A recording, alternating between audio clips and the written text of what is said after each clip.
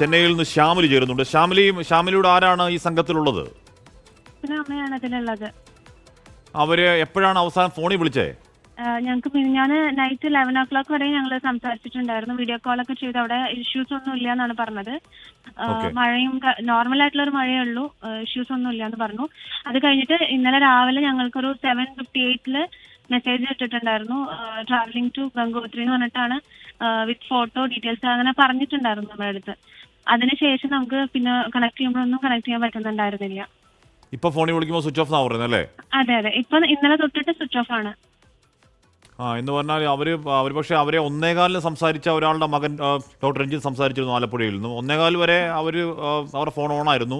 അത് കഴിഞ്ഞ് വിവരങ്ങളൊന്നുമില്ല എന്നാ പറഞ്ഞ അദ്ദേഹത്തിന്റെ അച്ഛനും അമ്മയും ഈ കൂടെ ഈ സംഘത്തിലുണ്ട്. ശ്യാമിലി, അതെ അതെ അതെ. സോ ഞങ്ങൾ ഇപ്പൊ ഇന്ന് രാവിലെയാണ് നമുക്ക് സ്കൂളിൽ കണക്ഷൻസ് അങ്ങനെയൊക്കെ വെച്ച് നോക്കുമ്പോൾ നമ്മൾ അങ്ങനെ ട്രൈ ചെയ്തപ്പോഴാണ് അവർ സേഫ് ആണ്, ഈ സംഭവ സ്ഥലത്ത് നിന്ന് ഒരു 80 kilometers താണ്ടിയിട്ടാണ് അവര് ഉള്ളത് എന്ന് അറിഞ്ഞിട്ടുണ്ട്. കോണ്ടാക്ട് ചെയ്യാൻ പറ്റിയിട്ടില്ല. എന്തെങ്കിലും ഇൻഫർമേഷൻ കിട്ടുകയാണെങ്കിലും അവർ തരാമെന്നാണ് പറഞ്ഞിരിക്കുന്നത് നമ്മുടെ അടുത്ത്. ശ്യാമിലി, അവര് സംഭവ സ്ഥലത്ത് നിന്ന് 8 കിലോമീറ്റർ അകലെയാണ് എന്ന് പറഞ്ഞു. 80. ഓക്കെ. അപ്പൊ 80 സേഫ് എന്ന് പറഞ്ഞിട്ടൊരു ഇൻഫർമേഷൻ മാത്രമേ നമുക്ക് കിട്ടിയിട്ടുള്ളൂ. എവിടെയാണ് കറക്റ്റ് സ്ഥലം എന്നുള്ള ഇൻഫർമേഷൻ നമുക്ക് ഇതുവരെ കിട്ടിയിട്ടില്ല. 80 കിലോമീറ്റർ അകലെയാണെന്ന് പറയുന്നത് ആരാണ്? അവിടുത്തെ ജില്ലാ ഭരണകൂടത്തിൽ ആരെങ്കിലും ആണോ? തൃശ്ശൂർ കളക്ടറേറ്റ് അവൻ കംപ്ലൈന്റ് റൈസ് ചെയ്തിട്ടുണ്ടായിരുന്നു. അവര് കൊടുത്തിട്ടുള്ള ഒരു ഇൻഫർമേഷൻ ആണ് അതും. ഓക്കെ, അപ്പോൾ നമ്മൾ ഫോണിൽ ബന്ധപ്പെടാൻ ശ്രമിക്കുന്നുണ്ട്. അവിടെ ടൂർ ഓപ്പറേറ്റർമാരുമായി ഒക്കെ നമ്മൾ ഏതെങ്കിലും തരത്തിൽ കണക്ട് ചെയ്യാൻ ശ്രമിച്ചുകൊണ്ടിരിക്കുകയല്ലേ? കണക്ട് ചെയ്ത് നോക്കാണ്. പക്ഷെ നമുക്ക് ഈ ഇൻഫർമേഷന് മേലെ നമുക്കൊന്നും വേറെ കിട്ടിയിട്ടില്ല. സേഫ് ആണെന്ന് മാത്രമേ കിട്ടിയിട്ടുള്ളൂ. കണക്ട് ചെയ്യാൻ പറ്റുമോ എന്നുള്ളതും അറിയില്ല. അതും ട്രൈ ചെയ്യുന്നുണ്ട്. അവര് എന്തെങ്കിലും കിട്ടുകയാണെങ്കിൽ അവർ നമുക്ക് ഹെൽപ്പ് ചെയ്യാമെന്നാണ് പറഞ്ഞിരിക്കുന്നത്. വേറെ ഒന്നും ഇൻഫർമേഷൻസ് ഇല്ല. ഓക്കെ ശ്യാമിൽ, എന്തെങ്കിലും വിവരം അറിയുമ്പോൾ ഞങ്ങൾ അങ്ങോട്ട് വിളിക്കാം. അല്ലാതെ ശ്യാമിൽ എന്തെങ്കിലും അറിയുകയാണെങ്കിൽ നമ്മളൊന്ന് അറിയിക്കണം. അത് വിവരം എന്തായാലും അറിയിക്കണേ.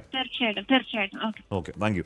അപ്പോൾ അതൊരു പുതിയ വിവരമാണ്. എന്ന് പറഞ്ഞാൽ ഇവർ ഈ പറഞ്ഞ ധരാളി ഗ്രാമത്തിൽ നിന്നും 80 കിലോമീറ്റർ അകലേക്ക് എത്തിയിട്ടുണ്ട്. എന്ന് പറഞ്ഞാൽ ധരാളി ടു അല്ലെങ്കിൽ ഈ ഉത്തരകാശി ടു ഗംഗോത്രി എന്ന് പറയുന്നത് അറൗണ്ട് 100 കിലോമീറ്ററിനടുത്ത് യാത്രയുണ്ട്. 100 കിലോമീറ്റർ എന്ന് പറയുമ്പോൾ നമ്മുടെ ഇവിടെ സഞ്ചരിക്കും പോലെ 3 മണിക്കൂർ 2.5 മണിക്കൂർ എത്താൻ പറ്റുന്ന റോഡൊന്നുമല്ല അത്, പ്രത്യേകിച്ച് മഴയൊക്കെ ഉണ്ടെങ്കിൽ.